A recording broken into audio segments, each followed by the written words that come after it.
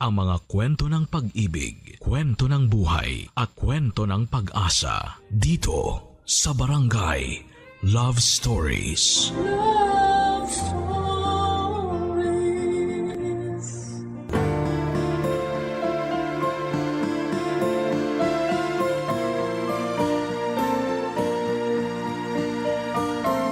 Hindi pwede na bigay todo tayo sa pagmamahal sa ibang tao tapos ay wala nang matitira para sa atin.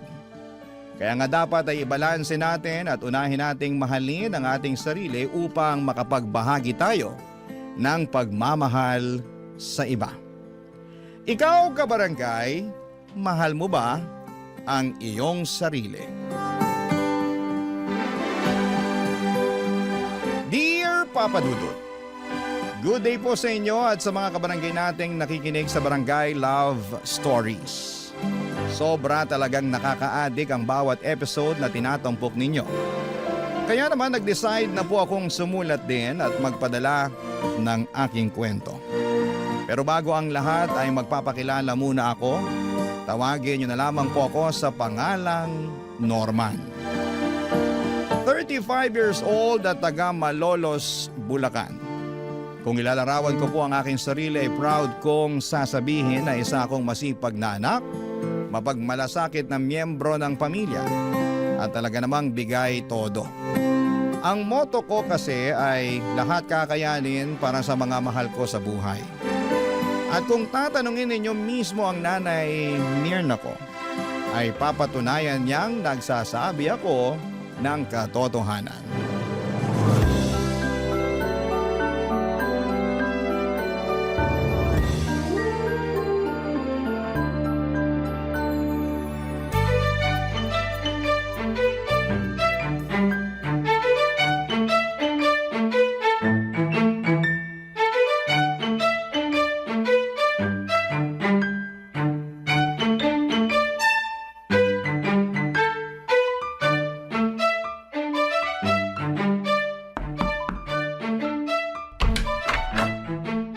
Nay, nandito na po ako. May dala po akong mga grocery. Pasensya na po ang konti ng nabili ko, eto lang. Anong konti? Ang dami-dami na nito. Ay, akin na nga lahat yan ang mailagay ko sa mesa. Tapos maupo ka muna dyan sa sopa para makapagpahinga ka. Sige po, Nay. Salamat po. Ako ang dapat magpasalamat sa'yo kasi gumastos ka na naman para sa bahay natin. Sweldo ko naman po ngayon, Nay. Basta, salamat pa rin. Teka, ikukuha kita ng tubig na maiinom, ha? Mukhang uhaw na uhaw ka na dyan. Medyo nga po eh. Sige po, salamat po.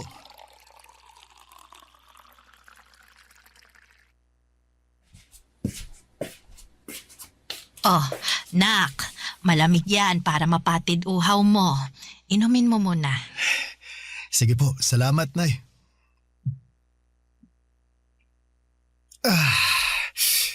Sarap ng tubig. Tanggal uhaw ko dun. Nako, kawawa naman tong anak ko. Ang dami-daming binuhat. Kaya ko naman po, Nay. Kahit na. Ay, kumain ka na ba? Kung hindi pa, nagluto ako ng paborito mong ulam doon. Yung sarsyadong tilapia.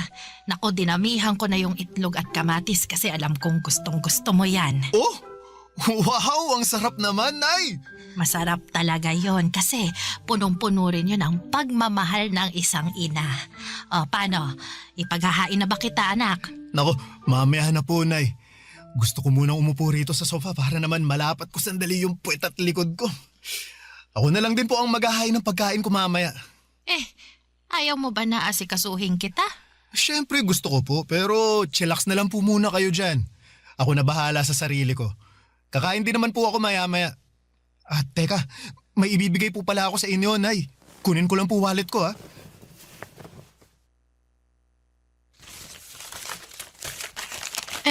Ano yan? Pera? Opo. Ito po, para po sa inyo.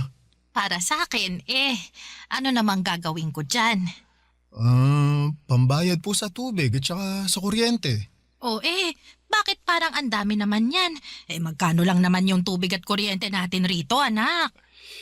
Yung sosobra po dyan ma sa inyo na. Baka gusto nyong magpasalon, manicure o pedicure. Ay nako, hindi na. Luho lang yon. Gastos lang. Ay, meron naman pong panggastos, tsaka minsan lang naman po ito. Ikaw talaga. Siyempre, nahihiya ang nanay mo kasi baka wala ka ng pera dyan pang gastos. Ang dami-dami mo ng pinamiling grocery tapos nagbigay ka pa ng pera para sa tubig at kuryente. Huwag po kayong mag-alala ma, kasi meron naman po akong panggastos dito. Sigurado ka ba, nak? Opo. Magsisinungaling ba naman ako? Hindi, pero nag-aalala lang ako eh. Simula nung nagkatrabaho ka parang hindi ka na pumalya sa pagtulong sa pamilya natin. Kahit nga ilang kamag-anak natin, tinutulungan mo pag kaya mo.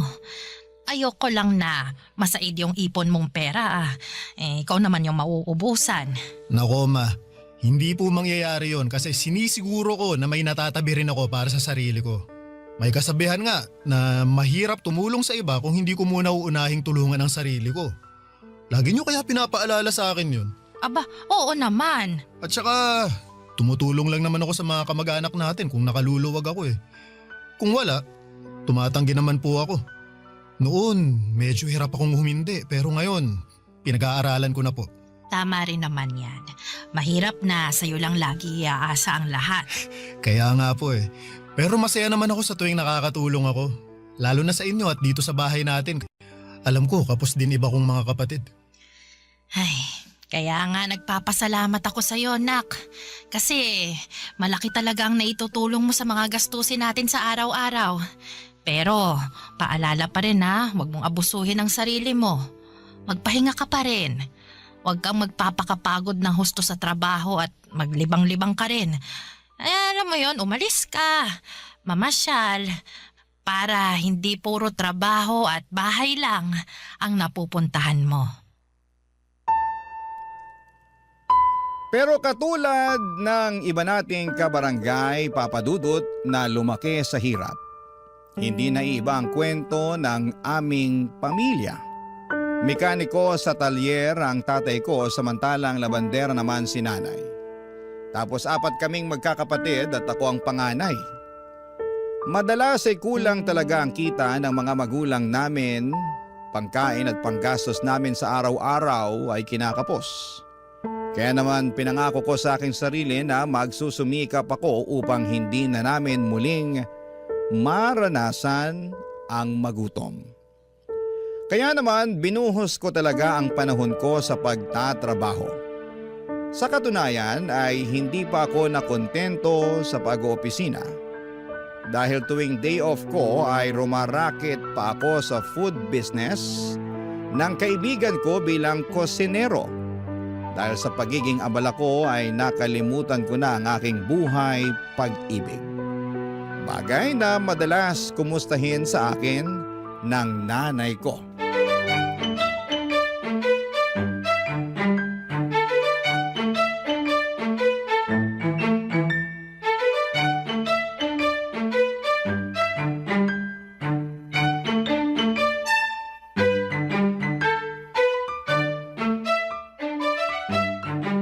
Ay, nak, pwede ba kitang matanong?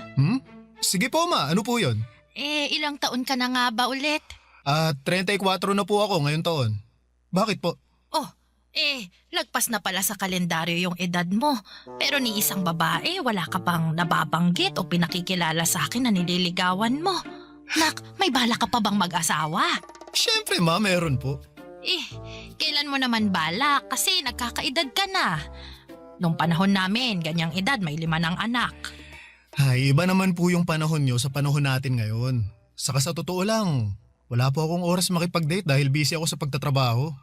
Oo nga Kahit day off mo doon ka naman sa kaibigan mong si Tio pumapasok. Wala ka ng pahipahinga. Masaya naman po ako na marami akong ginagawa Saka nakakapagpahinga naman po ako Pero wag mo pa rin kalimutan mag-love light.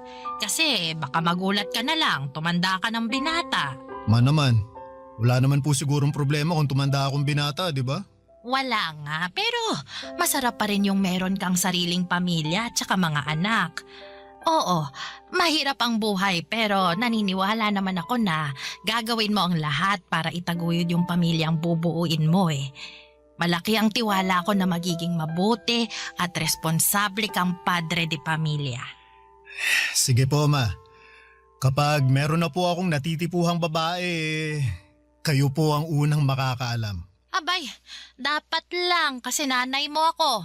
Ako ang dapat una mong pagsabihan dahil kung hindi magtatampo ako.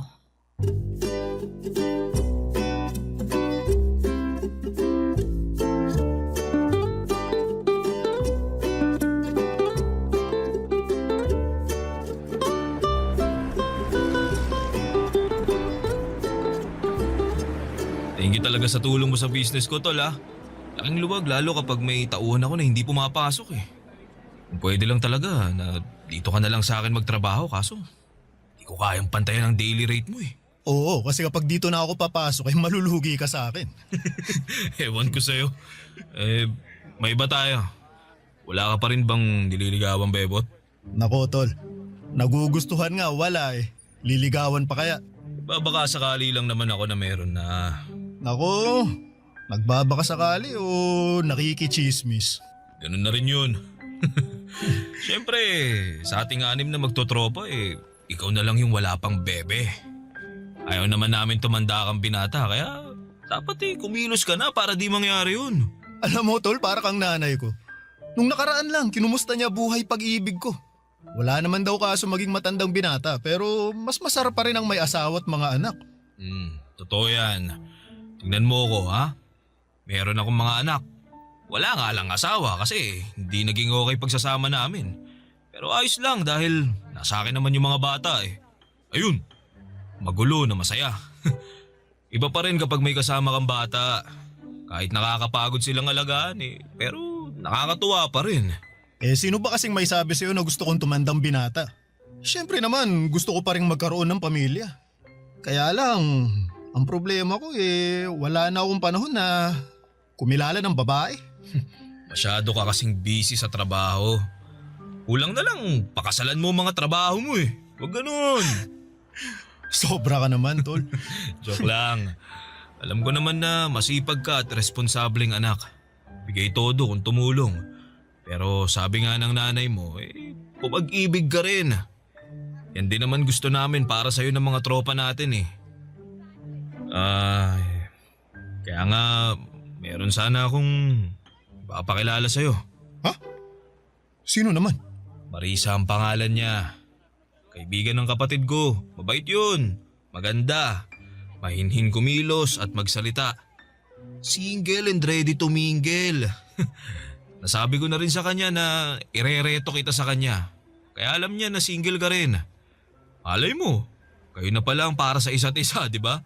Subukan mo lang makipag-date at kilalanin pa ng husto si Marisa. Papa Dudut, nagkita kami ni Marisa sa isang cafe sa Quezon City. At masasabi ko na kabadong-kabado ako. Yun pa lang kasi ang unang beses na may makaka-date ako kaya naman ayokong magkamali. Pero buti na lamang at mabait si Marisa at malumanay magsalita. Kaya naman napanatag agad ang aking kalooban. Mabilis kaming nagkapalagayan ng loob. At doon na niya nakwento na meron siyang anak sa ex-boyfriend niya na nasa probinsya nila sa Iloilo. Sa totoo lang, nagulat ako noong nalaman kong single mother siya pero hindi naman nagbago ang tingin ko sa kanya. Mas sumanga pa nga ako sa kanya at tumaas ang aking respeto sa mga sakripisyo niya para sa kanyang anak. Nagpatuloy ang aming pagkakaibigan na hindi nagtagal ay nauwi na nga sa pag-iibigan. Barangay Love Stories. Barangay Love Stories. Papa Dudut, niligawan ko si Marisa ng 2 buwan bago niya ako sinagot. Noong mga panahong yon ay nakilala at nakausap ko na rin ang anak niya sa video call. Sa katunayan ay nagplano na nga kami ng bakasyon sa Iloilo para personal ko na itong makilala. Pasukan din kasi ng mga panahong yon kaya hindi niya basta-basta mapapaluwa sa Maynila ang bata. Pero habang hindi pa nangyayari yon ay sinabi ko kay Marisa na ipakilala ko muna siya sa aking nanay.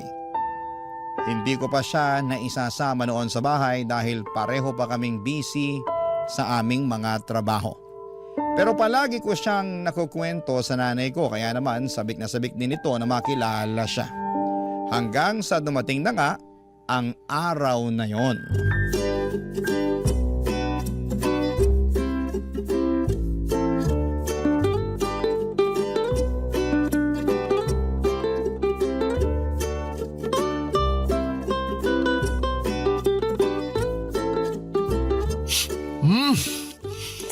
Ang sarap po talaga nitong niluto niyong kare-kare, Nay.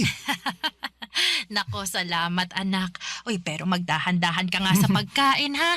Baka mabulunan ka, tsaka baka kung ano na lang ang isipin ni Marisa, oh. Nako, Nay.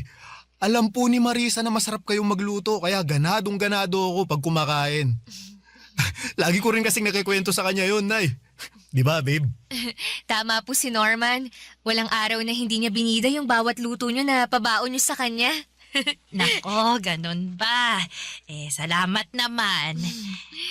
Pero bakit parang hindi ka halos kumukuha ng ulam? Ayaw mo ba ng kare-kare? Yung totoo, allergic po kasi ako sa mani eh. Aha? Ganun ba? Nako, paano yan? May nakain ka na? Hindi naman po malala yung allergy ko, tsaka kaunti lang naman yung nakain ko, kaya ayos lang po ko. Marisa, nako, sorry ha, hindi ko alam na may allergy ka sa mani. Specialty kasi ni Nana yung kare-kare, kaya yan yung nirequest ko na lutuin niya. Special din kasi yung okasyon dahil nga ipapakilala kita sa kanya. Ayos nga lang ako. Kaunti lang nakain ko, di ba? Tsaka saka kung wala akong allergy siguradong hindi ko pa rin kakainin yung luto ng nanay mo. Kasi hindi naman masarap. Paano niya naging specialty yan? Ang tabang naman. At ang lansa ng karning ginamit. Makunat din. Pati yung gulay mapait. Nakakadiri.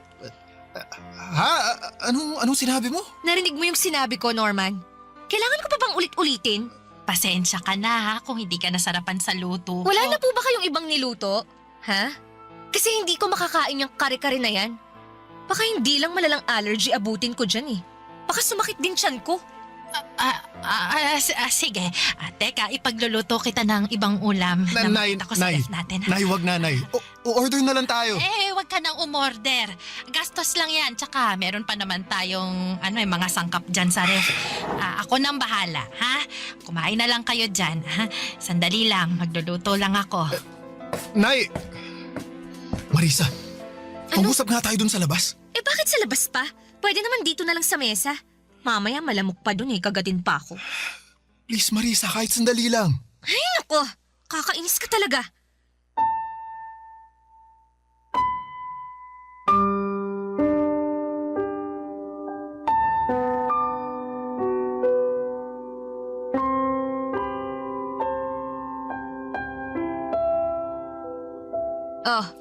Nandito na tayo sa labas. Ano bang pag-uusapan natin, ha? Dalian mo ha, kasi ayokong papakin ng lamok dito. Hindi naman malamok, masyado ka lang maarte. Anong sabi mo? Tama ba yung narinig ko? Tinawag mo akong maarte? Sorry pero sumusobra ka na kasi. At bakit ako sumusobra, Aber? Wala naman akong ginagawa sa'yo Sa akin wala, pero sa nanay ko meron. Pinahiya mo lang naman yung luto niya, pinaghirapan niya yun. Saka saan galing yung pinagsasasabi mo kanina na hindi masarap sarap na sarap nga ako sa pagkain kanina. Aba, anong malay ko kung na-immune na yung panlasa mo sa luto ng nanay mo? Lagi mong kinakain malamang nasanay na yung dila mo. Pambihira ka, ano ba kasi problema mo? Wala akong problema. Pero nag-expect lang talaga ako na mala 5-star restaurant yung luto ng nanay mo. Pero turns out, hindi naman pala. Hindi ko na nga malunok kaya tinigilan ko ni. Kahit titigan masakit sa mata. Okay, look. Hindi naman sa nilalait ko yung luto ng nanay mo, ha? Mali ko lang din siguro Masyado akong nag-expect. Sinadya ko pa namang hindi kumain bago pumunta dito sa inyo. Kasi nga plano ko na dito kumain ng marami. Kaya lang ganun pa ang nangyari. Mali pa rin na pinahiya mo ang nanay ko. Sana sinarili mo na lang yung opinion mo. Wow! Kasalanan na palang pagiging prangka, ha? Kung hindi ko sasabihin ng totoo ako naman ang kawawa, di ba? Gusto mo, magsinungaling ako sa'yo? Sabihin kong nasasarapan ako sa luto ng nanay mo kahit hindi? Hirap sa'yo, masyado kang balat sibuyas eh. Kung hindi mo kayang tanggapin yung pagiging prangka ko, buti pa maghiwalay na tayo. Papa Dudut, ayoko namang maghiwalay kami ni Marisa kaya naman pilit ko siyang inunawa ng mga panahong yon. Inihingi ko na lamang siya ng pasensya sa nanay ko na nagsabi naman na ayos lang. Pero ramdam ko na labis niyang kinalungkot ang una nilang pagkikita ng girlfriend ko dahil sa pagiging prangka nito na wala naman sa lugar. Hindi nagtagal, Papa Dudut, ay nagkaayos naman kami ni Marisa kaya lang ay habang umuusad ang aming relasyon ay unti-unti kong nadidiskubre ang natatagong ugali ng girlfriend ko. Taliwas po sa pagiging mahinhin at malumanay niyang magsalita. Noong una ay ang natatago niyang kaartihan na wala sa lugar at pagiging matabil ang dila. Bukod doon ay magastos din po si Marisa, Papa Dudut.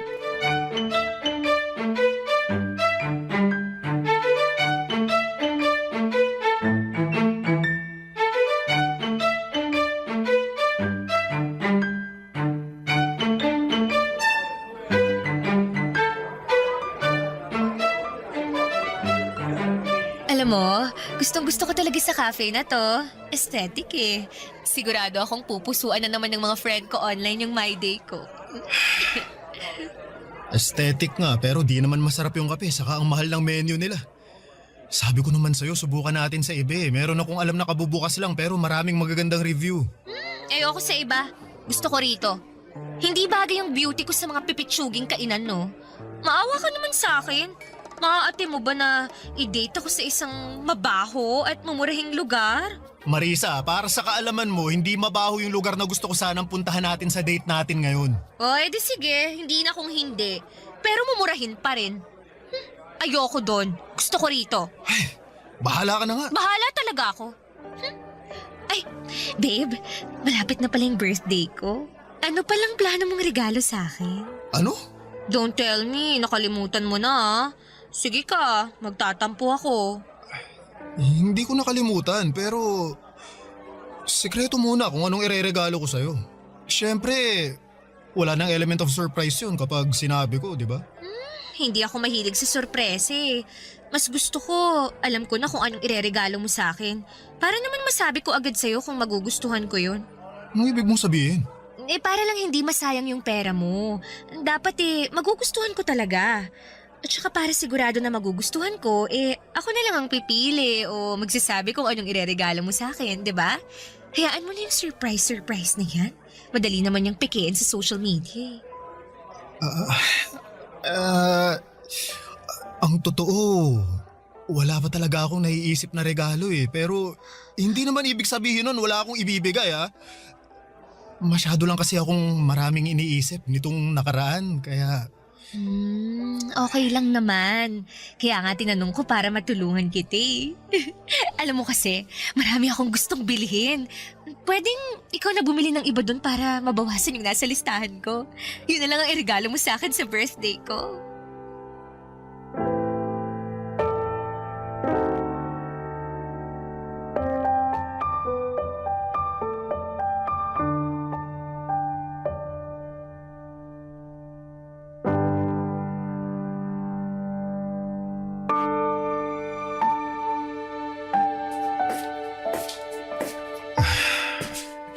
Nandito na po ako, Ma.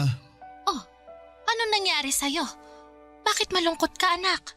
Wala po ito. Pagod lang po ako sa trabaho. Gusto mo ba ng tubig? Huwag na po, Ma. Hindi naman po ako nauuhaw. Upo na lang po muna ako kasi kanina pa nangangalay itong balakang ko eh. Nakasabit kasi ako sa jeep pauwi para lang makauwi rito. Grabe, wala ako halos masakyan tapos ang lakas pa ng ulan.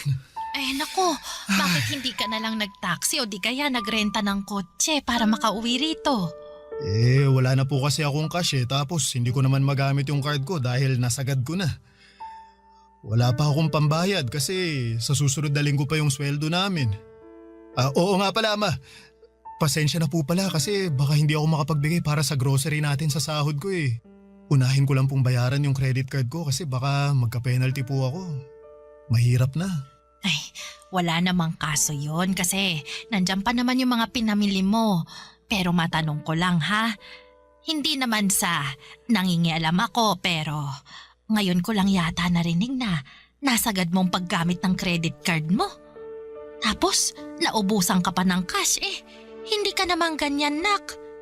May binili ka ba o nanakawan ka? Hindi po ako nanakawan, Ma, pero tama po kayo na may binili ako. Binilahan ko po ng bagong cellphone si Marisa kasi birthday niya po ngayon. Yun po kasi ang request niya eh. Tapos kumain kami sa labas kaya ayun. Naubos naman yung cash na dala ko. Barya na lang ang natira kaya hindi na nga ako nakapag-taxi pa uwi. Ganun ba? Ay, buti na lang ligtas ka pa rin na nakarating dito sa atin, nak.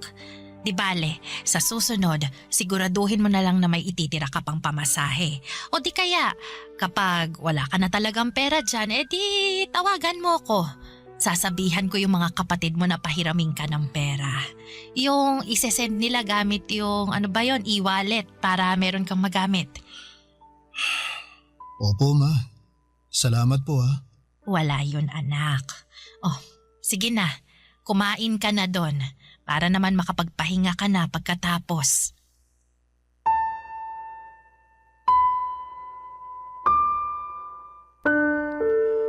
Papadudot hiyang-hiya ako sa nanay ko ng mga panahong yon. At bagaman sinabi niya na wala namang kaso kahit magkano lamang ang ilaan ko para sa bahay namin ay hindi pa rin mawala sa akin yung pakiramdam na nagkulang ako. Sa kabilang banda ay ayoko namang makaramdam ng pagsisisi na mas inuna kong bilhin ang birthday gift ni Marisa up to the point na nagipit na ako. Kaya nga ginawa ko talaga ang makakaya ko upang i-budget ng maayos ang aking sweldo kaso sadyang nahihirapan ako dahil sa pagiging maluho ng aking girlfriend. Hindi ko na lang namalaya na naubos na pala ang ipon ko sa mga bagay na pinabibili niya na hindi lang para sa kanya kundi maging sa anak niya. Hindi ako maramot na tao. Pero nung time na yon ay nasa id na talaga ako, papadudot. Hindi lang sa pinansyal kundi maging emosyonal at mental. Barangay Love Stories. Barangay Love Stories. Sa kabila ng lahat ay mas nanaig pa rin sa akin ang pangunawa at pagmamahal kay Marisa, papadudot. Kaya naman kahit halos maubos na ako ng mga panahong yon ay nagtitiis ako. Maasikaso naman din kasi si Marisa at bumabawi siya sa akin kapag pakiramdam niya ay nagkukulang na siya. Malambing naman siya pero mas madalas nga lang kapag may kailangan siya nangyayari yon. Hindi nga nagtagal ay ibinalita sa akin ni Marisa na buntis siya, papadudot. Pero naging maselan yon. Kaya naman nag-decide kami na tumira muna sa bahay namin para maalagaan siya ng nanay ko. Complete bed rest ng 3 linggo ang rekomendasyon ng OB niya. Dahil hindi makapit si baby at ayaw naman namin na may mangyaring masama sa anak namin. Kaya nga malaki ang pasasalamat ko sa nanay ko na nagboluntaryo siyang alagaan si Marisa. Akala ko ay maayos ang turingan nila sa isa't isa pero nagkamali pala ako, papadudot. Isang beses ay narinig ko sila na nagtatalo sakto galing akong banyo dahil katatapos ko lamang maligo.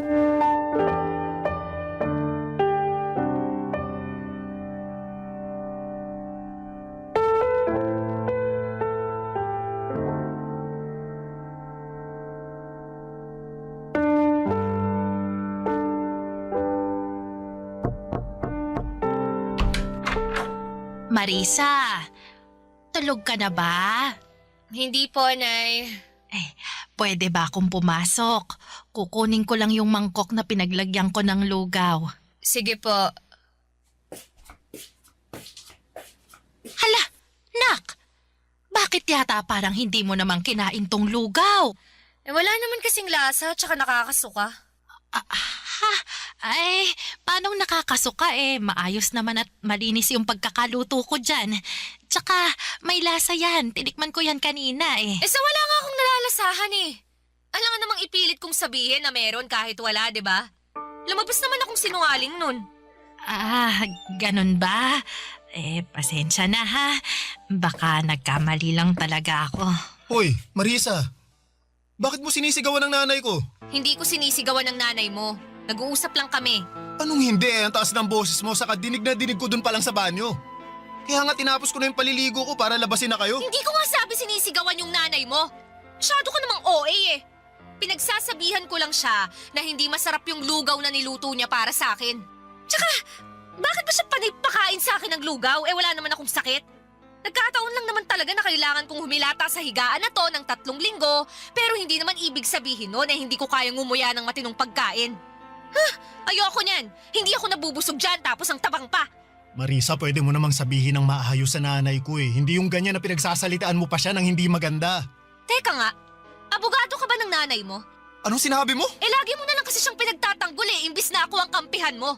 Baka nakakalimutan mong partner mo ko at magiging nanay na ng anak mo. Siyempre hindi ko nakakalimutan yun, pero nanay ko pa rin yung binabastos mo. Anong binabastos pinagsasasabi mo dyan? Alam mo sumusobra ka na ha?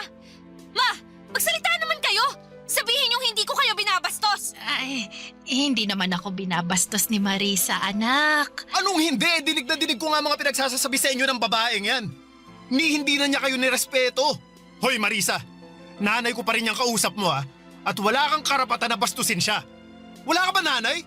Ano bang klaseng tanong yan? Sinong nag-aalaga sa anak ko kung wala akong nanay, di ba?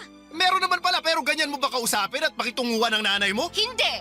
Nanay ko yun Kung ganon, matuto ka ring igalang ang nanay ko kasi parang ako na rin yung hindi mo nirespeto sa tuwing binabastos mo siya.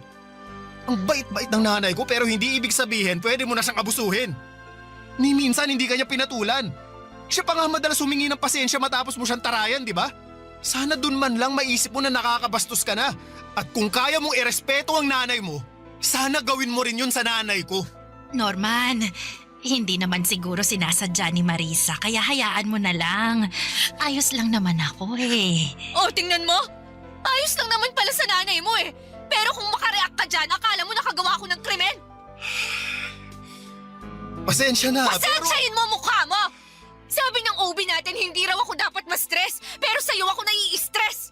Isama mo pa yung nanay mong ewan! Sana talaga doon na lang ako sa nanay ko sa Iloilo umuwi! At siya na lang yung dapat na nag-alaga sa akin! Hindi kayo! Papadudot dismayado ako at nasaktan sa kung papaanong pakitunguhan ni Marisa ang nanay ko. Akala ko kasi nagbago na siya pero maling-mali ako dahil hindi naman pala papadudot. Sa palagay ko nga ay mas lumala pa ang pag-uugali niya dala na rin ng kanyang pagbubuntis. Isyo na rin kay Marisa na nagbibigay ako ng ambag sa bahay namin lalo na at magkaka-baby na kami. Dapat daw ay sila na lamang ang sinusuportahan ko at hindi na ang pamilya namin. Hindi ko naman pinapabayaan si Marisa at ang magiging anak namin pero hindi ko basta-basta mapuputol ang suporta ko sa nanay ko. Kaya nga sa abot ng aking makakaya ay binabalanse ko yon. Kaso'y hindi yon maintindihan ng kinakasama ko. Pinaramdam niya sa akin at sa nanay ko kung gaano niya kaayaw yung setup namin. Paulit-ulit niya akong sinasabihan na maghanap ng marerentahan dahil kaya naman niyang asikasuhin ang kanyang sarili. Lumipas nga ang 2 buwan at naging okay naman ang baby namin kaya hindi na kailangan ni Marisa na mag-bed rest. Dahil doon ay nagpaalam siya sa akin na lalabas siya para makipagkita sa dati niyang mga katrabaho, bagay na pinayagan ko naman. Kaya lang ay meron akong nalaman na labis kong kinabigla.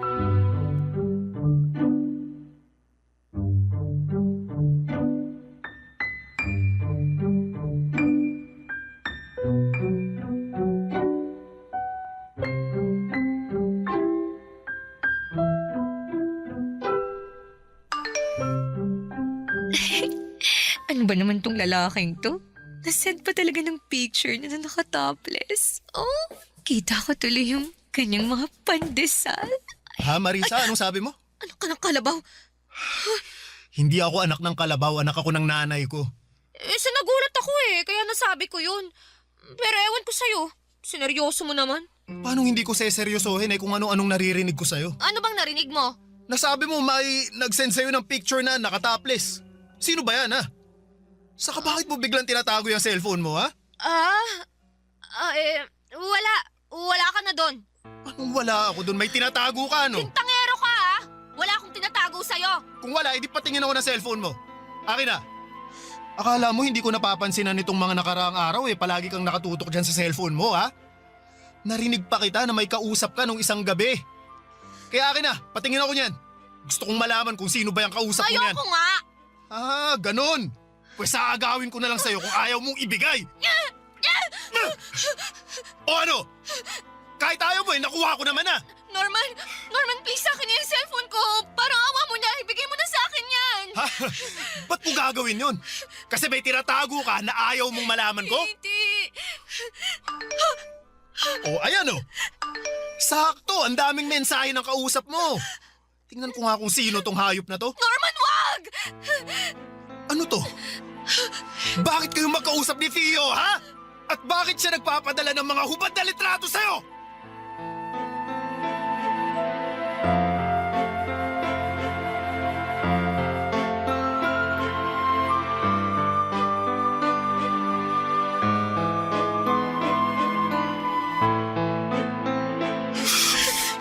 Nasaan na yung hayop na yun?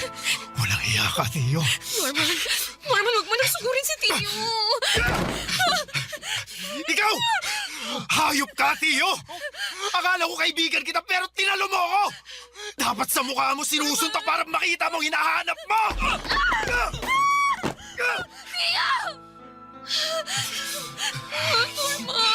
Norman, bakit mo ako sinuntok? Nagtanong ka pa talagang ahas kaya kulang pa nga yan dahil sa ginawa niyong panloloko sa akin! Sira ulo ka, Norman! Kala mo siguro hindi masakit yung ginawa mo, no? Halika! Dadagdagan ko pa para lalo ka Sige, masaktan! tara! Magsuntukan tayo! Kala mo yata, tagasang kita eh! Tama na! Tumigil na kayo! Ikaw babae ka, huwag mo akong awatin! Tuturuan ko pa ng leksyon yung lalaki yan! Ano bang ginawa ko sa'yo, ha? Sige nga! Nagtatanong ka pa rin! Eh bakit sa akin ka lang nagagalit? Eh si Marisa naman ang una lumapit sa akin, ah! Paano hindi ako magagalit? Nakita ko yung mga hubad na litratong sinend mo sa girlfriend ko! Baka nakakalimutan mo. May kinakasama na si Marisa at ako yun! Hindi ko naman nakalimutan yon. Pero yung kinakasama mo, ang humingi ng mga picture ko na yon. Ano? Hindi totoo yan! Anong hindi totoo? Sabi mo gusto mong makita ang katawan ko kaya nag-send ako ng picture. Kaya lang nagpahuli ka naman kay Norman kaya yari tuloy tayong dalawa. Tio! Sumusobra ka na, Norman. Akala mo hindi kita papatulan, ha? Sige! Magsuntukan tayo para lalo ko mapadugo yung bastos mo ka! Ano ba kayo? Sinabing tama na eh! Makinig naman kayo sa akin! Huwag akong magsabihan at awatin mo kundi ang Norman na yan. Siya naman na noon ang nanunto ka at mag-amok dito sa pamamahay ko. Meron akong dahilan kung bakit ko ginawa yun! Tinalo mo ako, tol! Akala ko pa naman magkaibigan tayo! Tigil na kayo sa amin! Ang sakit! Marisa! Marisa! Marisa, nagdudugo ka! Ang baby ko! Ang baby ko! Tulungan niyo ako! Ang baby ko! Dalhin niyo ako sa ospital!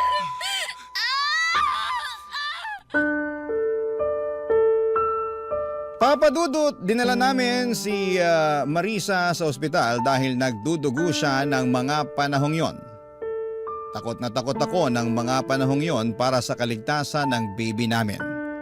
Kaya nga pansamantala kong nakalimutan ang galit ko kay Theo dahil natuon ang buong atensyon ko para kay Marisa. Pagdating namin sa ospital ay agad na inasikaso ng mga doktor ang kinakasama ko. Pinaghintay kami ni Theo sa labas ng emergency room at doon ko na tinawagan ang nanay ko. Gulat na gulat siya sa mga nangyari at humahangos na nagpunta sa ospital na kinakaroon na namin. Pero huli na ang lahat dahil binalita sa amin ng doktor na nakunan si Marisa. Ibig sabihin, patay na ang baby namin. Sobrang sakit ang pangyayaring yon at hindi ko mapigilang sisihin ang aking sarili dahil pakiramdam ko ay kasalanan ko kung bakit nawala ang aming anak. Pero mas masakit na pagkagising ni Marisa ay inamin niya sa akin na hindi ako ang ama ng sanggol na dinadala niya. Matagal na pala silang may relasyon ni Theo at may ginagawang milagro habang nakatalikod ako at hindi pa sila nakontento dahil pinaako pa nila sa akin ang bata na hindi naman nanggaling sa akin. Kaya nga noong araw ding yon ay nakipaghiwalay na ako kay Marisa at tinapos ko na ng tuluyan ng pagkakaibigan namin ni Theo. Sa kasalukuyan ay nagmo-move on ako, Papa Dudut. Tinuring ko na lamang na blessing in disguise ang redirection na nangyari at mas nag-focus na lamang ako sa aking pamilya na siyang tunay na nagmamahal sa akin. Hanggang dito na lamang po ang sulat ko. Maraming salamat. Sakaling mapili po ninyong i-ere sa Barangay Love Stories. Ang inyong kapuso at kabarangay forever, Norman. Ako? Gigil na gigil talaga ako sa nangyayari sa kwento natin. O ikaw, kabarangay, kumukulo rin ba dugo mo? Pwede kang mag-iwan ng comment sa ating comment section. Ang mga kwento ng pag-ibig, kwento ng buhay at kwento ng pag-asa dito sa Barangay Love Stories. Love Stories.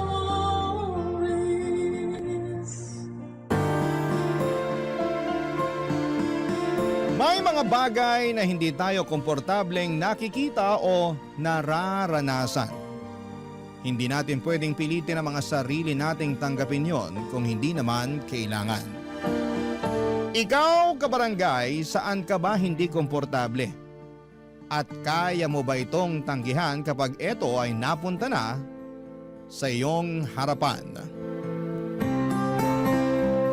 Dear Papa Dudut, ako nga pala si Kathy, 35 years old at meron akong nakarelasyon.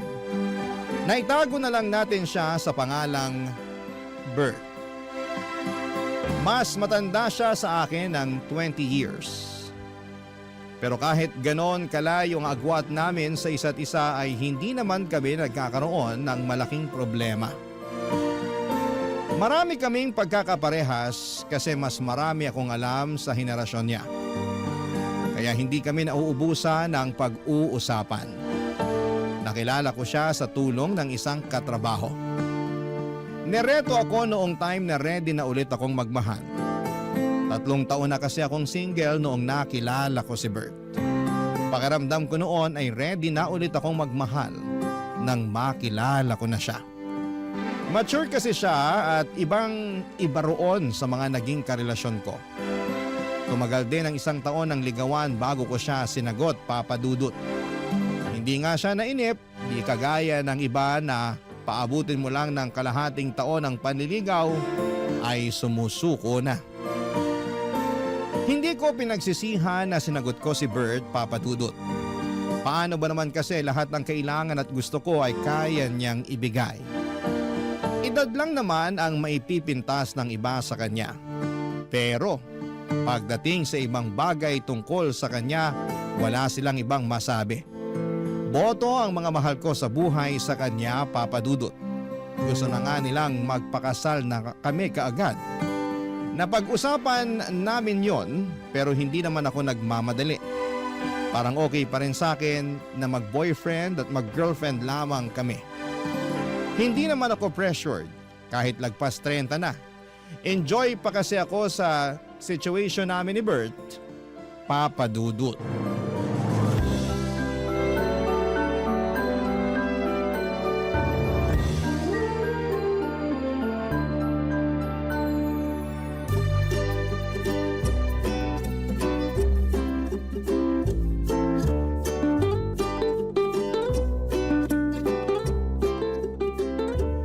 Saan tayo sa day off ko? Ikaw ba? Gusto mo mag-out of town? Huwag muna, naghihingalo pa ang wallet ko eh. Ako naman ang gagastos. Ay naku, ayoko masanay sa ganyan ha.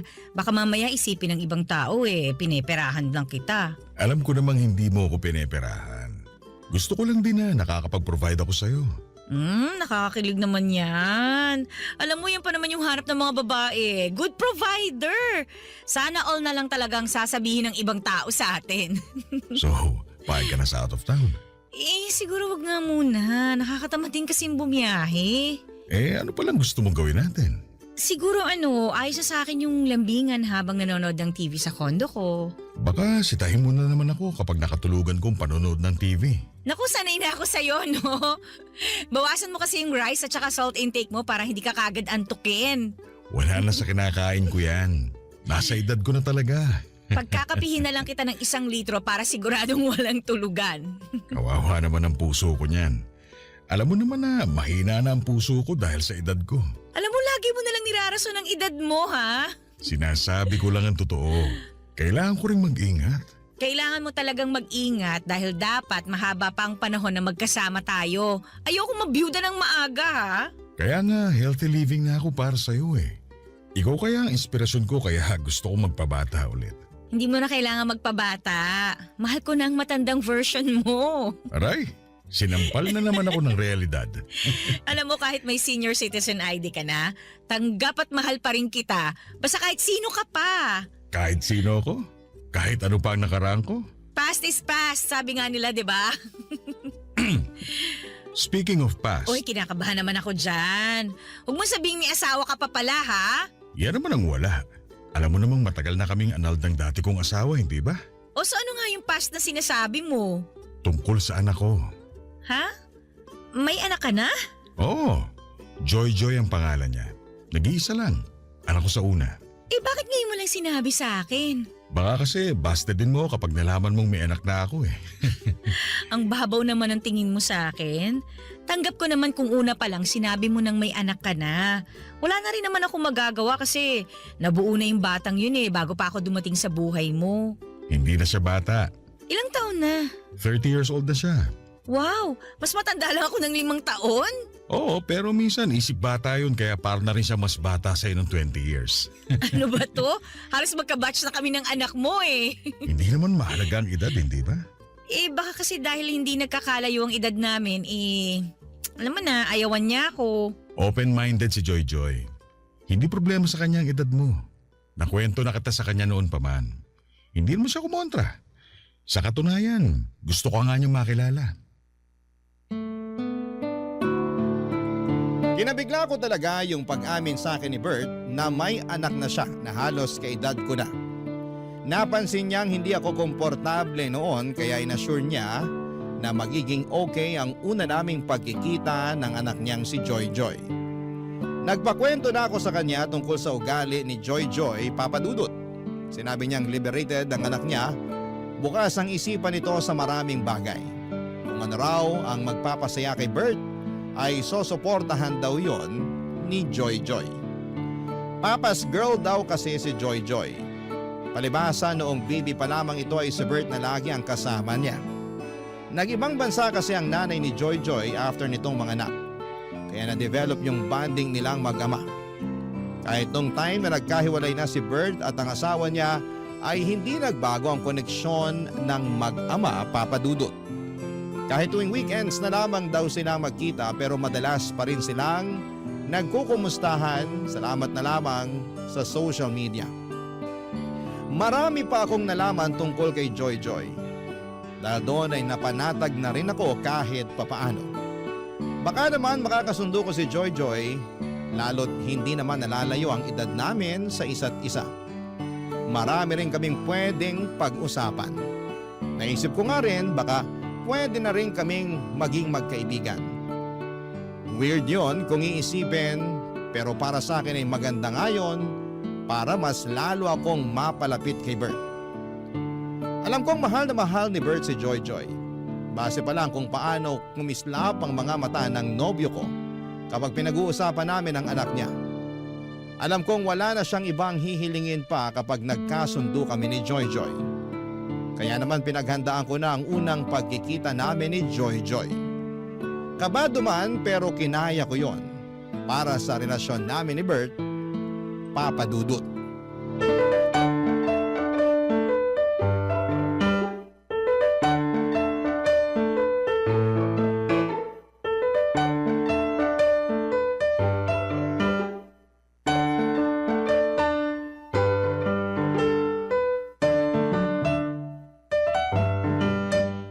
Joy Joy, ito pala ang tita Kati mo.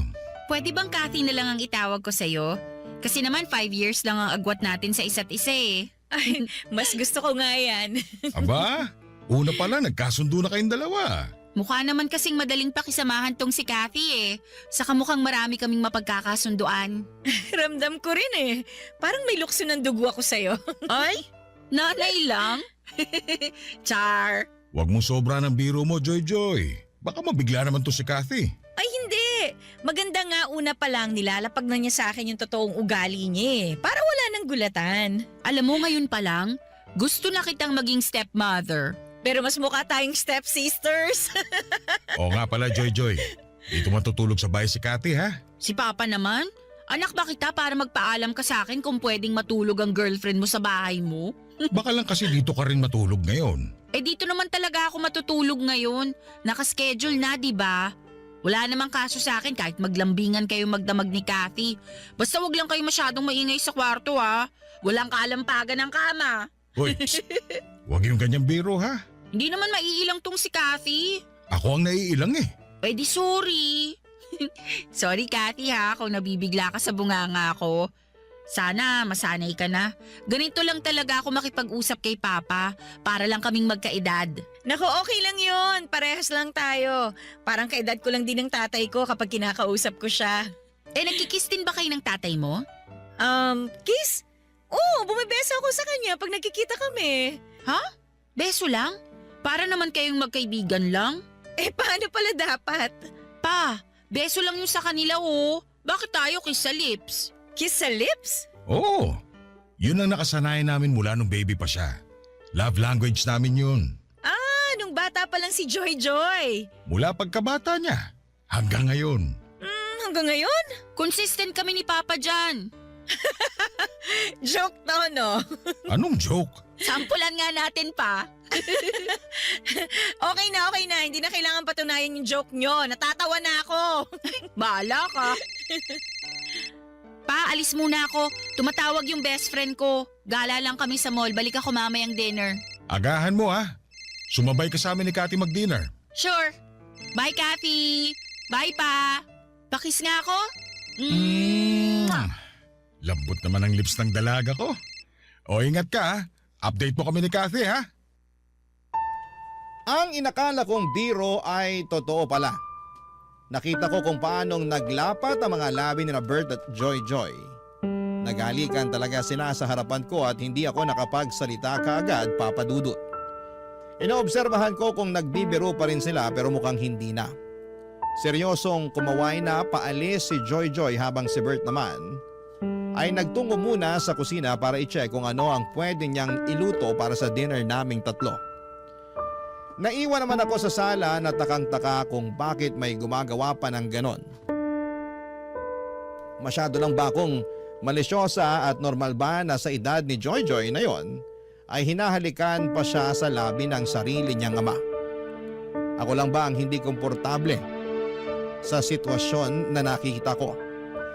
Kailangan ko bang sanayin ang sarili ko sa nakasanayan nilang mag-ama? Hindi namin napag-usapan ni Bert ang tungkol sa halik na yon. Parang ako pang nahiya sa nakita ko at hindi ko naman pinahalata sa kanya na nabigla ako sa naging halikan nilang mag-ama. Pagkabalik ni Joy Joy ay nakita ko naman silang naghalikang muli sa labi. Isang malaking pasanin sa akin na ipakita na okay lamang ako sa nakasanayan nilang gawin. Bakit sila ganon? Hindi naman ako conservative na babae pero alam ko kung ano yung limitasyon. Close din naman kami ng tatay ko pero hanggang beso lang ang pupwede. Kina Bert at Joy Joy kailangan talagang magdikit ang mga labi nila ng matagal. Naintindihan ko kung musmos pa lamang si Joy Joy pero dalaga na siya. Halos kaedad ko na nga siya. Hindi ba dapat may boundaries na rin silang mag-ama pagdating sa bagay na yon, Papa Dudut? Barangay Love Stories. Barangay Love Stories. Papa Dudut, marami pa akong napapansin sa kanila mag-ama habang tumatagal na nakakasama ko sila. Sobrang komportable nila sa isa't isa na wala na silang pakialam kung komportable pa ba ang iba kapag nakikita sila. Meron nga noong magkasama kaming kumain sa isang restaurant, silang dalawang mag-ama ang magkatabi. Inakala ng lahat na sila ang magkarelasyon at kaibigan lamang ako ni Joy Joy. Paano ba naman kasi iba ang dikitan nila sa isa't isa? Iba rin ang yakapan na akala mo ay magkarelasyong sabik sa bawat isa.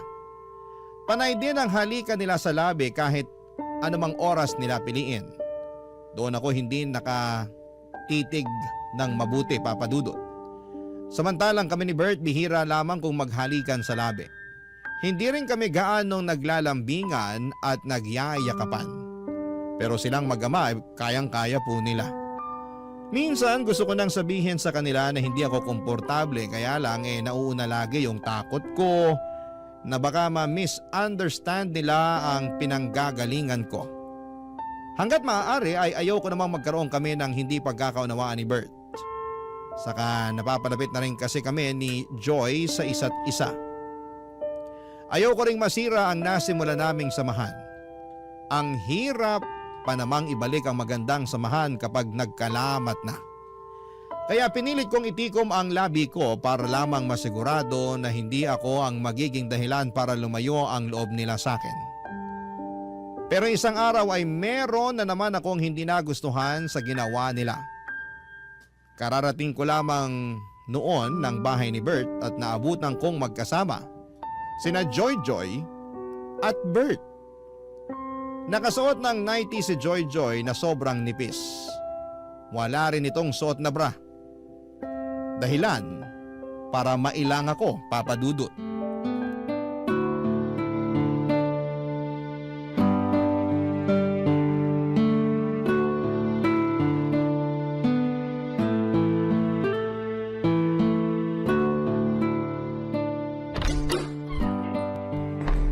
Bert? Kathy, late ka na dumating ha. Sorry na traffic kasi ako eh. Kanina ka pa namin hinihintay, Kathy. May nirekomenda kasi akong movie kay Papa. Tara, panoorin na natin. Okay, sige. Joy Joy? Ano yun? Gusto mo bang humiram ng pajama or jacket? Meron ako dyan. Para saan? Naka-90s ka kasi eh, tsaka wala ka pa yatang bra? Ganyan talaga manamit yan kapag dito sa bahay natutulog. Lagi kasi siyang naiinitan. Masanay ka ng ganitong suot ko, Kathy. Saka ayokong nagbabra kasi masakit sa likuran. Kailangan din naman kasing ipahinga yung dibdib niya sa bra. Hayaan mo na siya. Okay. Kala ko kasi wala siyang magamit na ibang damit. Hindi nga rin ako nakapanty eh. Seryoso ka ba dyan? Yan ang payo ko sa kanya. May nabasa kasi ako na dapat hindi palagi nagpapante ang babae. Dahil? Nakalimutan ko na eh. Magpalit ka na ng pambahay para makanood na tayo rito. Dali. Joy Joy, sure ka bang ayaw mong humiram ng ibang damit sa akin? Hindi nga, okay lang ako. May problema ka ba sa damit ko? Baka lang kasi kabagin ka. Baka hindi ka komportable. Ito na ang pinaka-komportableng damit ko. Kung pwede nga lang tong gamitin sa mall eh. Baka pinangrampa ko na talaga. Huwag ka na mag-alala sa suot ni Joy Joy. Asikasuhin mo na lang ang sarili mo para makanood na tayo. True. Saka, Kathy, okay lang ba kung kami ni Papa ang magtabi habang nanunood? Kasi maingay kami pag nanunood eh. Baka maistorbo ka. Ayos lang naman. Madikit lang kasi itong si Joy Joy sa akin kapag nanonood ng TV. Lalo kapag sa sinihan at horror pa ang pinapanood. Naku, iba ang dikit nito sa akin. Kumakandong pa nga ako kay Papa kasi lagi ako natatakot eh. Kumakandong? Nakasanayan na naming dalawa yun. Kumakandong siya sa akin lalo kapag nangangalay na yung likuran niya. Lagi kasi sumasakit ang likod nitong dalaga ko eh. Kumakandong kahit ganyan ang suot niya? Oo, wala namang masama. Nakadamit naman si Papa ng maayos. Pero ikaw… Alam mo ikaw, mukhang may problema ka sa suot ko. Huwag mo na nga akong plastikin, sabihin mo na. Medyo nabigla lang kasi ako. Hindi kasi ako sanay makakita nung, alam mo na, nung babaeng naka-90s. Medyo conservative kasi ako eh. Ikaw? Conservative? Hindi ka naman ganun eh.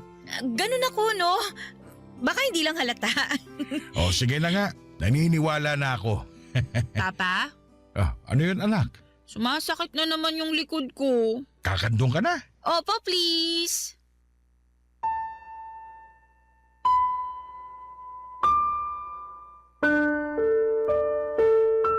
Bigla na lamang kumandong si Joy Joy kay Bert. Natulala na lamang ako sa mga nangyari. Nagmadali akong pumunta sa kwarto hindi para magbihis kundi para magpakalma ng sarili ko. Naiinis ako sa ginagawa nila pero mas naiinis ako dahil wala naman akong magawa para pigilan sila, Papa Dudut. Parang ang helpless ko sa sitwasyon na yon. Gustuhin ko mang magsalita, natatakot ako dahil baka ma-offend ko sila. Noong sinubukan ko nga na magpasimple pero kamuntik nang magalit itong si Joy Joy. Doon ako natakot, Papa Dudut. Lalo na noong parang kinampihan ni Bert ang anak niya. Sino ang magiging kakampi ko kung ganon? Wala akong maisip na mapagsabihan ang sitwasyon ko. Papa Dudut, natatakot ako na baka may magsabi sa akin na masyado lamang akong malisyosa. Baka ako lang ang nakakakita ng hindi maganda sa mga nangyayari. Baka nga kailangan ko ring mag-adjust. Sa pagdaan pa ng mga araw ay sinubukan kong sanayin ang sarili ko sa mga nakikita ko sa kanila. Kapag hindi ko na kinaya ay pumipikit na lamang ako o di naman kaya ay gagawa ako ng dahilan para makaiwas sa kanila. Napapadalas pa naman ang punta ni Joy Joy sa bahay ni Bert. Natuwa na raw kasi siya sa akin kaya gusto niyang makasama kami lagi ng papa niya.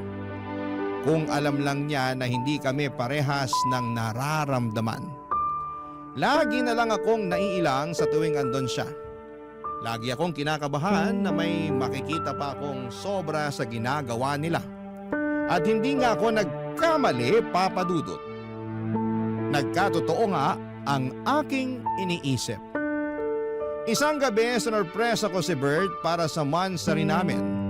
Sinabi ko sa kanya noong una na hindi ako makakapunta sa bahay niya pero pumunta pa rin ako. May dala akong cake at regalo para sa kanya. Pero isang malaking sorpresa para sa kanya ay hindi pala kundi ako pala ang masosorpresa sa mga makikita ko.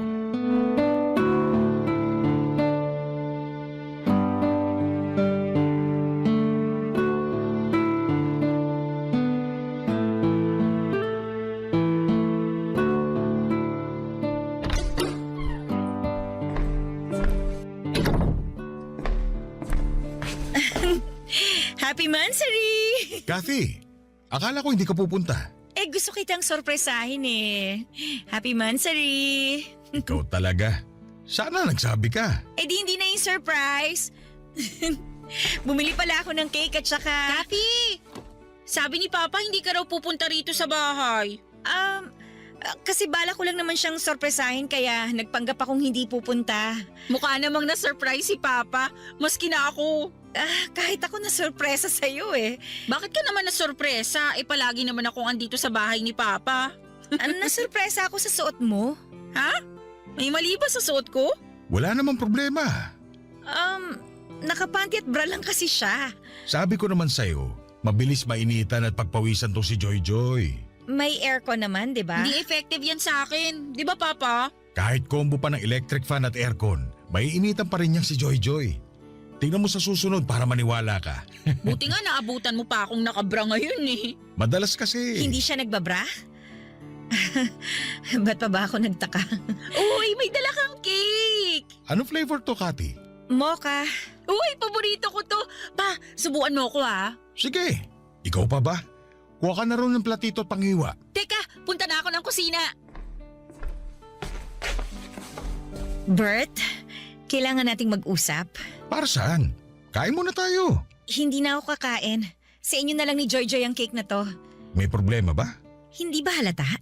Ano bang problema? Kayo ng anak mo. Hindi mo ba nakikita kung gaano kasagwa yung mga ginagawa nyo? Anong masagwa? Excited na akong lantakan tong cake.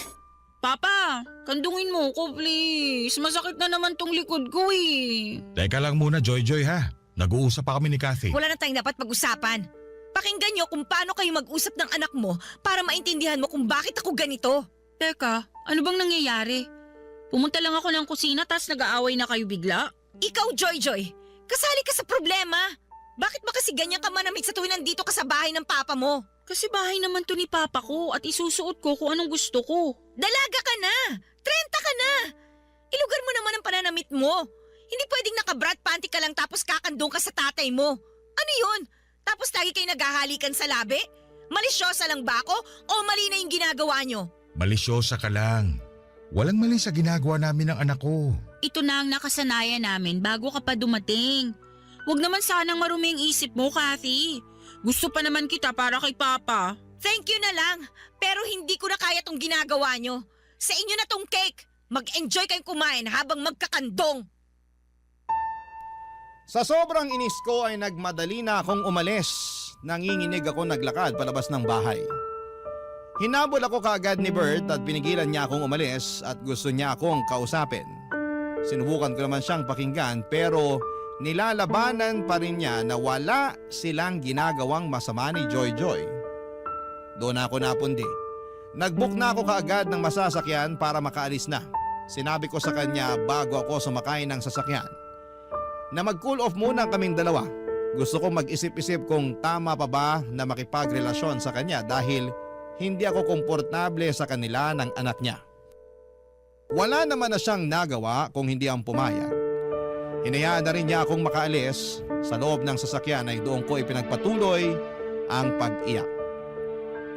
Nang makauwi ako ng bahay ay hindi pa rin natapos ang sama ng loob ko. Nagkulong ako sa kwarto para umiyak ng umiyak.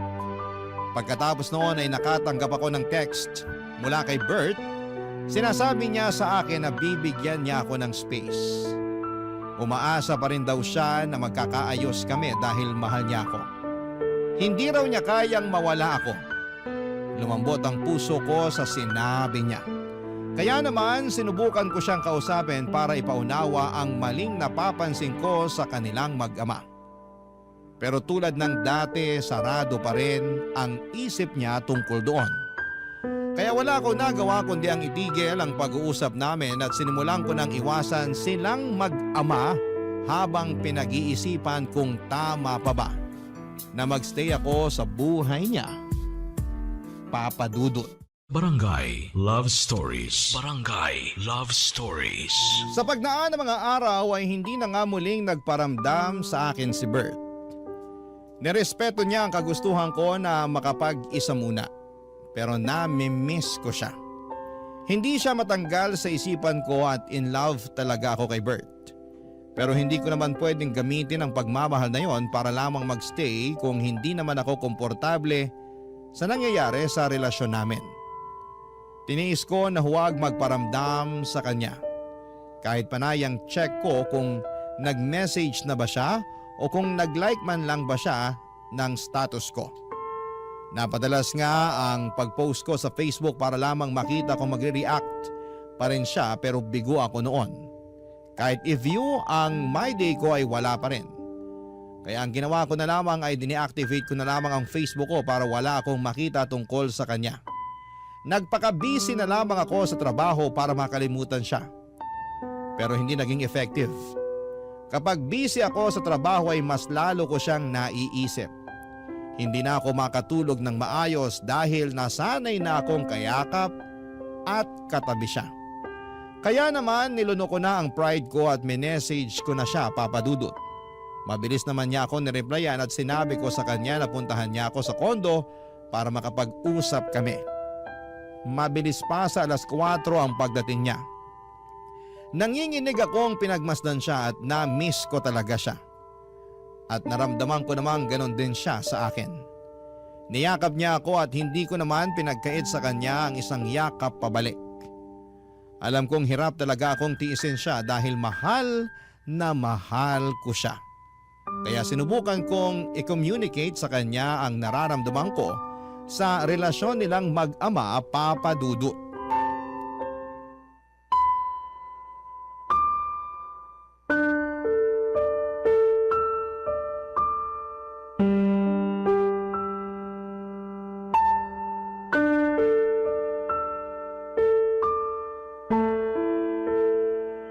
Namiss talaga kita. Mabutit naisipan mo nang makipag-usap sa akin. Namiss mo ba ako? Namiss kita, pero Pwede kayang wag na tayong mag-away. Okay na sana to. hindi na tayo mag-aaway basta mapag-usapan lang natin yung tungkol sa inyo ni Joy Joy. Baka mas lalo lang tayong magkagulo eh. Pwede bang kalimutan na lang natin yun? Hindi ko pwedeng kalimutan yon. Sana pala, hindi mo na lang ako pinapunta rito. Kung hindi ka pa pala okay tungkol doon.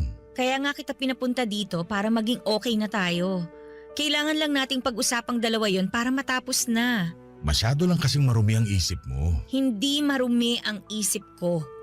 Kahit sinong iharap mo, ganun din ang mararamdaman. Nakakailang. Hindi komportabling tingnan. Ganun lang kami ng anak ko. Kasalanan ba namin kung close kami? Masyado kayong close. Wala namang masama ron. Anong gusto mo? Maging cold at pabaya akong ama sa kanya tulad ng iba? Hindi mo kasi maintindihan yung sinasabi ko eh. Sobra kayang laswa yung nakikita ko sa inyong dalawa. Naghahalikan kayo sa labi. Hindi lang tuwing aalis siya o darating ha. Basta kapag masaya kayo o kahit walang ginagawa, bigla na lang kayong maghahalikan. Para kayong magkarelasyon eh.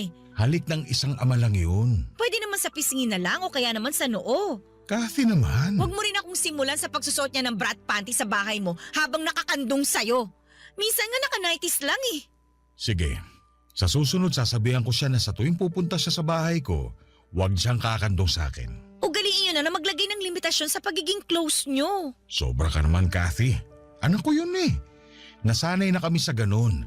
At wala naman kaming nasasaktang ibang tao sa ginagawa namin. Anong tawag mo sa akin? Hindi man ako nasasaktan sa ginagawa niyo pero naiilang talaga ako eh. Hindi ko alam kung bakit hindi mo yun makita. Kasi wala naman ako nakikitang masama. Baka nga nagsiselos ka lang kasi sobrang close kami ni Joy Joy. Baka pakiramdam mo, nawawalan na ako ng oras sa'yo. Ha? Bakit ko naman pagsisilosa ng anak mo? Hindi lang ako komportable sa pinapakita niyo sa akin kapag nakaharap ako sa inyo. Ay, nako. Parang wala namang mananalo sa usapang ito. Ay wala talaga. Hanggat hindi mo nakikita kung ano yung point ko. Bert, sabihin mo nga sa akin, ano pa ba yung madalas niyong ginagawang mag-ama para ipakita yung closeness niyo sa isa't isa? Mga normal na bagay lang. Anong normal na bagay? Tabi kami matulog. Nakapanty at bra na naman ba siya? Sabi ko naman sa'yo, mabilis siyang mainitan eh. Ay naku. Ano pa? Ayoko na magsabi, baka magalit ka na naman. Eh mas magagalit ako kapag hindi ka nagsabi. Ay, sabay kaming maligo. Nang nakahubad kayong pareho? Malamang. May maliligo bang nakapantalon na t-shirt? Papadudot na irita ako sa pamimiloso po ni Bert. Pero wala nang mas nakapagpairita sa akin nang malaman ko kung ano pa ang ginagawa nilang dalawa. Bakit hindi nila makitang mali yung mga nakasanayan nila? Dalaga na ang anak ni Bert pero kung umasta siya akala mo ay sanggol lamang ang anak niya. Halos kilabutan ako sa mga sinabi ni Bert, Papadudot. Kasama mo matulog ang anak mo nang nakahubad? Kasama pang maligo ng nakahubad? Paano sila nagiging bulag sa mga ginagawa nila? Wala bang ibang taong nagsasabi sa kanila na may mali na? Ang dami kong tanong noon pero dahil sa galit ko ay mas pinili ko na lamang na paalisin si Bert. Baka kung ano pa ang maidagdag niya na makapagpawala ng respeto ko sa kanya. Hindi ko na kinaya. Minessage ko siya at sinabing tapos na kaming dalawa, Papadudot. Hindi naman niya ako nireplyan. Mabuti na rin yon para mamatay na yung natitirang pag-asa sa puso ko na magiging maayos pa kaming dalawa. Panayang iyak ko habang nagmo-move on. Yun marahil ang pinakamasakit na breakup sa akin. Hindi kasi ako ready na magkahiwalay kami ni Bert. Pero kailangan kong gawin dahil hindi ko na kayang tanggapin yung nakikita ko sa kanilang mag-ama. Hindi na siya nagparamdam pa ulit sa paglipas ng buwan. Hanggang isang araw ay nagulat na lamang ako sa isang bisitang dumating sa bahay ko.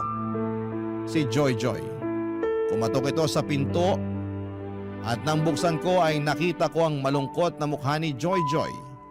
Hindi ko alam kung paano siya haharapin. Naiilang ako sa kanya pero gusto kong pakinggan kung ano man ang gusto niyang sabihin, Papa Dudut.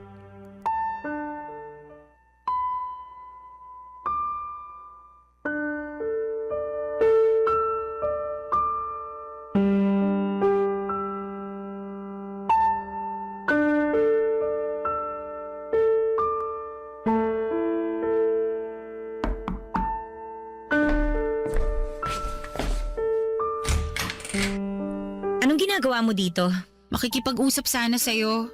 Pasok ka. Inutusan ka ba ng papa mo na pumunta dito? Hindi, nagkusa ako. Tungkol saan naman ang pag-uusapan natin? Alam mo na kung ano. Hindi naman na kailangan. Hiwalay na kami ng tatay mo eh. Wala na ring sense para pag-usapan pa yon. Alam kong mahal niyo pa ang isa't isa. Lalo na si Papa. Kung alam mo lang kung gaano kalungkot si Papa ngayon. Kasalanan naman niya. Hindi niya ako pinakinggan eh. Pinakinggan ka naman namin. Kaya lang, kami ang hindi mo maintindihan. Ako nga tong hindi niyo maintindihan eh. Wala bang nagsasabi sa inyo na nakakailang ang mga ginagawa niyo? Wala naman kaming natatapakang ibang tao. Yung tanong ko ang sagutin mo. Wala bang pumupuna sa ginagawa niyong mag-ama? Meron, pero... So hindi lang pala ako, no? Pero pinaramdam niyo sa akin na ako lang tong malisyosa. Kasi hindi naman big deal sa amin eh. Ewan ko ba sa ibang tao kung bakit hindi sila maging open-minded? Ang hirap maging open-minded sa ginagawa niyo, Joy Joy. Parehas mo rin pala yung mga niligawan at naging ex ni Papa eh. Akala ko pa naman iba ka sa lahat. So marami pala kaming kontra sa ginagawa niyo ng tatay mo. Kasi makikitid ang utak nyo. Ay naku, Joy Joy, makinig ka. Hindi ako kontra sa pagiging malapit nyo sa isa't isa ng tatay mo. Pero sana sa edad mo, dapat alam mo na kung ano yung mga bagay na hindi mo ginagawa kasama siya eh.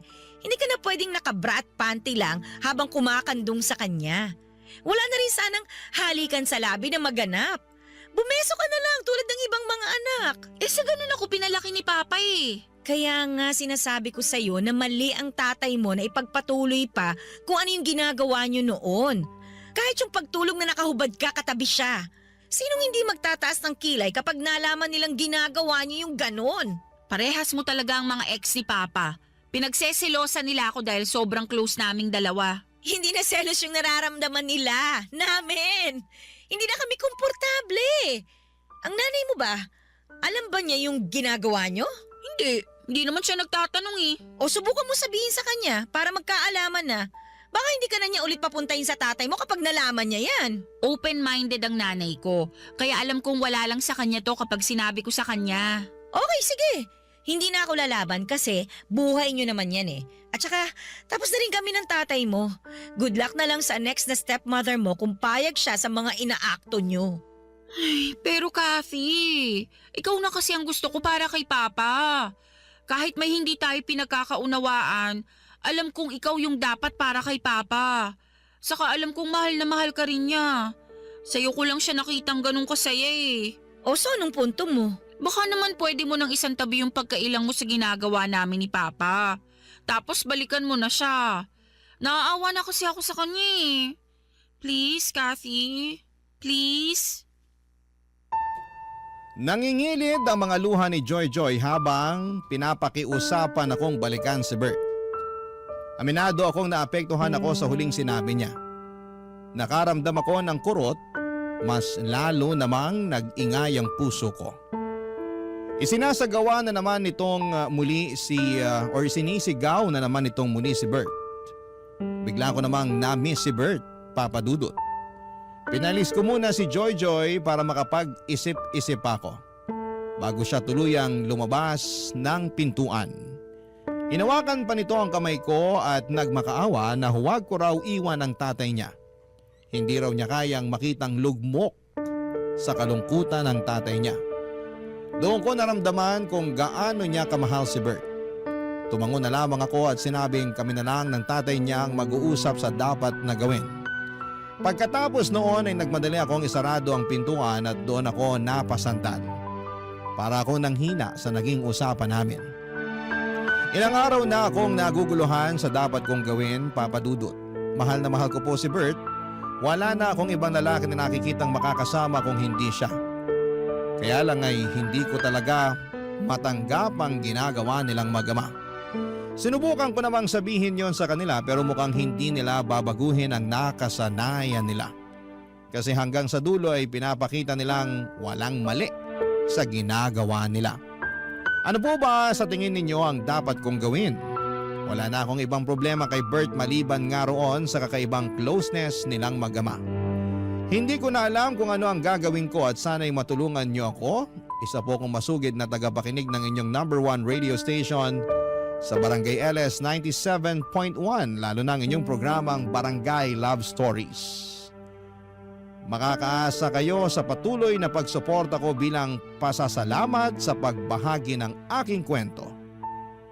Ang inyong forever kapuso at kabarangay, Kathy. Barangay Love Stories. Barangay Love Stories. Nalilito pa rin sa life ang ating kabarangay. Ano kaya ang maipapayo mo sa kanya? Ibahagi mo yan sa ating comment section para mabasa rin niya. Barangay LS 97.1. 97.1. Forever.